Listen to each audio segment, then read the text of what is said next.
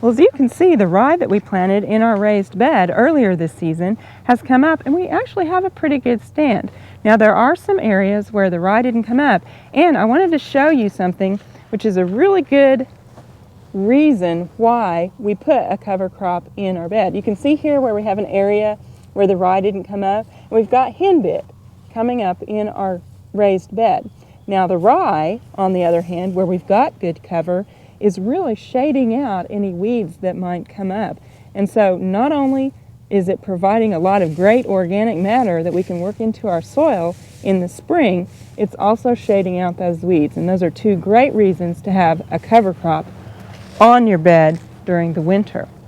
Now, even though we've basically got our cover crops growing, we've put our gardens to bed, it's already time to start thinking about next year's crops. And if you're like me, you've already started receiving some of the seed catalogs, and you may be looking through and dreaming about next season's crops.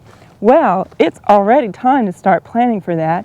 And if you're going to start some of your own seeds, really the last part of January, the first part of February, you're going to already want to be planting seeds. So even though it seems like it's very early to be getting these seed catalogs, it's just the right time to get your seeds ordered so you'll be ready to go for your cool season crops in the spring.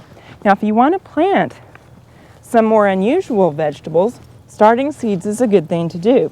And it really doesn't take too many supplies. Of course, you're going to want to get your seed order in early.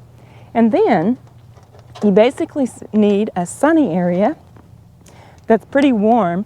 70 degrees is the optimum temperature for most seeds to germinate. If you have it around 70 degrees, most of those seeds will germinate quite rapidly for you. You need some kind of a flat container to put your seeds in. Now, you can sow seeds directly into the pots that the transplants will be growing in, or you can save a little bit of room for a while and broadcast your seeds like in a container like this, and then take those transplants out, those small seedlings out a few weeks later and put them in larger pots. And that'll just save you a little bit of room if you're cramped for space. Now, this is actually a good seed starting mix. This is called Ready Earth. And you don't necessarily have to have a seed starting mix. What you need to make sure is that the mix that you have is pretty fine so that the seeds can come up. You don't want big clods in that mix or big pieces of bark. So you want to have it pretty fine. You also want to make sure that it's well drained. So although garden soil can be pretty fine if you have it all worked up, it also cannot drain very well for you. So you'll want to have a light mix that you can moisten but is not very thick.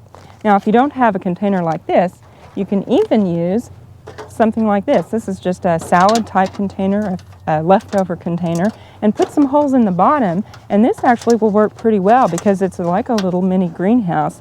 It can keep that area in there warm. The one thing that you'll have to watch is that once those seeds sprout, that it doesn't get too hot. So if you have it in a really sunny window, you may want to crack that open during the day and make sure that your seeds don't get roasted inside their little greenhouse.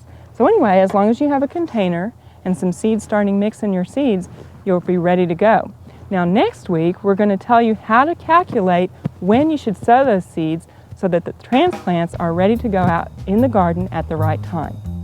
We hope you enjoyed this video. It's part of our OK Gardening Classics YouTube channel. You can also find more recent videos on our Oklahoma Gardening YouTube channel.